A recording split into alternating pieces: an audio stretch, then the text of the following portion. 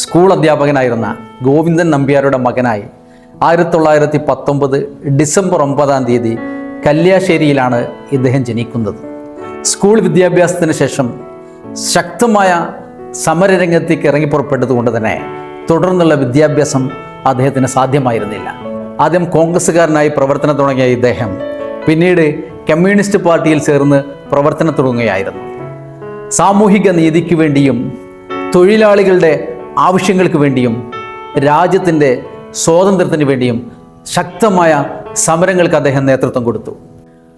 ജീവിതത്തിൽ അദ്ദേഹം സ്വീകരിച്ചിരുന്ന എളിമ കൊണ്ടും ഇടപെടലുകളിൽ അദ്ദേഹത്തിൻ്റെ വ്യത്യസ്തത കൊണ്ടും തമാശ നിറഞ്ഞ സംസാരവും ആരെയും വെറുപ്പിക്കാതെ എപ്പോഴും പുഞ്ചിരിച്ചുകൊണ്ടുള്ള ഇടപെടലും അതുപോലെ തന്നെ പാവപ്പെട്ടവന് വേണ്ടി അഹോരാത്രമുള്ള പ്രയത്നവും താൻ ഏത് നേതൃത്വത്തിലെത്തിയാലും അവിടെയൊക്കെ ഏറ്റവും അടിൽത്തട്ടിൽ നിൽക്കുന്ന ആളുകളെ ശ്രദ്ധിക്കുകയും അവർക്ക് വേണ്ടി നിയമങ്ങൾ നടപ്പിലാക്കുകയും അവർക്ക് വേണ്ടി പ്രവർത്തിക്കുകയും ചെയ്തിരുന്ന ഒരു ആർജവും, അതുകൊണ്ട് തന്നെ കേരള ജനതയുടെ മനസ്സിൽ ഒരു കൂട് കെട്ടി താമസിക്കാൻ അദ്ദേഹത്തിന് സാധിച്ചു.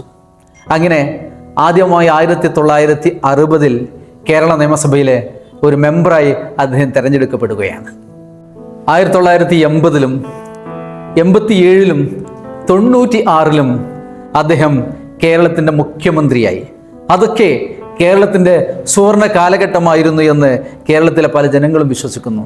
ഏറ്റവും പ്രധാനമായിട്ട് ഇദ്ദേഹത്തെക്കുറിച്ച് എടുത്തു പറയേണ്ടത് അദ്ദേഹത്തിൻ്റെ ജനങ്ങളോടുള്ള സ്നേഹവും, ഒരു കാര്യത്തിന് വേണ്ടി ഇറങ്ങി പുറപ്പെട്ടാൽ അത് പൂർത്തിയാക്കിയിട്ടേ മടങ്ങി വരൂ എന്നുള്ള ആർജവവും, അതുപോലെ തന്നെ ആരോടൊക്കെ സംസാരിക്കുമ്പോഴും തൻ്റെ കൂടെയുള്ളവർക്ക് വേണ്ടി വാദിക്കുമ്പോഴും തൻ്റെ നയങ്ങൾക്കും നിലപാടുകൾക്കും വേണ്ടി ഉറച്ച ശബ്ദത്തിൽ വാദിക്കുമ്പോഴും മറ്റുള്ളവരെ ഒരിക്കലും അദ്ദേഹം ഹേർട്ട് ചെയ്തിരുന്നില്ല എന്നുള്ളതാണ്. മറ്റുള്ളവർക്ക് പ്രയാസമുണ്ടാക്കുന്ന ഒരു വാക്ക് പോലും തൻ്റെ അടുത്ത് നിന്ന് വന്നില്ല എന്നുള്ളതാണ് അദ്ദേഹത്തെ വ്യത്യസ്തനാക്കുന്നത്.